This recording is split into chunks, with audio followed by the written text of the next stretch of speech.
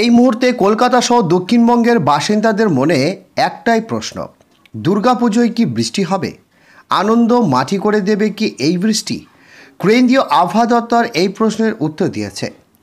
তাদের পূর্বাভাস অনুযায়ী এই মাসের 21 থেকে 30 তারিখ পর্যন্ত রাজ্যের বিভিন্ন জেলায় হালকা থেকে মাঝারি বৃষ্টিপাতের সম্ভাবনা রয়েছে। আবহাওয়া দপ্তরের সূত্র খবরে জানিয়েছে 21 থেকে 30 তারিখ পর্যন্ত দক্ষিণবঙ্গের জেলাগুলিতে হালকা বৃষ্টিপাত হতে পারে, যা মাঝে মধ্যেই মাঝারি রূপ নিতে পারে। বিশেষত উপকূলবর্তী এলাকায় বৃষ্টির পরিমাণ বেশি থাকবে। কলকাতার জন্য রয়েছে বৃষ্টির পূর্বাভাস। আলিপুর আবহাওয়া দপ্তরের অধিকর্তা জানিয়েছে 23শে সেপ্টেম্বর বঙ্গোপসাগরে একটি নিম্নচাপ তৈরি হওয়ার সম্ভাবনা রয়েছে। এর প্রভাবে 22 ও 23 তারিখ নাগাদ বৃষ্টি হতে পারে। এরপর 26 তারিখে আবার একটি নিম্নচাপ তৈরি হবে, যা 27 তারিখের মধ্যে গভীর নিম্নচাপে পরিণত হতে পারে।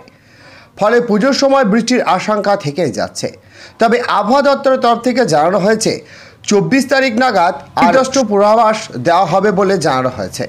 তো বন্ধুরা, বিস্তারিত জানতে হলে ভিডিওটিকে সম্পূর্ণ দেখবেন, ভালো লাগলে একটি লাইক করবেন, আর এই ধরনের লেটেস্ট ট্রেন্ডিং আপডেট ভিডিওগুলি সবার প্রথম পাওয়ার জন্য আমাদের চ্যানেলটিকে সাবস্ক্রাইব করে পাশের বেল আইকনটিকে প্রেস করে অল নোটিফিকেশনটিকে ক্লিক করে আমাদের সঙ্গে থাকবেন। তো চলুন এক নজরে দেখে নেওয়া যাক।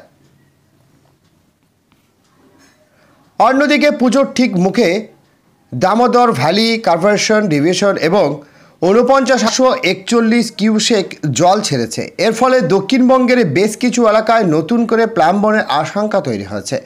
এর পাশাপাশি গালুড়ি থেকে প্রায় 50,000 কিউসেক জল ছাড়া হয়েছে। এই ঘটনাকে সেচমন্ত্রী মানস ভুয়া আনুমানিক বলে মন্তব্য করছেন, এমনটাই জানিয়েছেন তারা।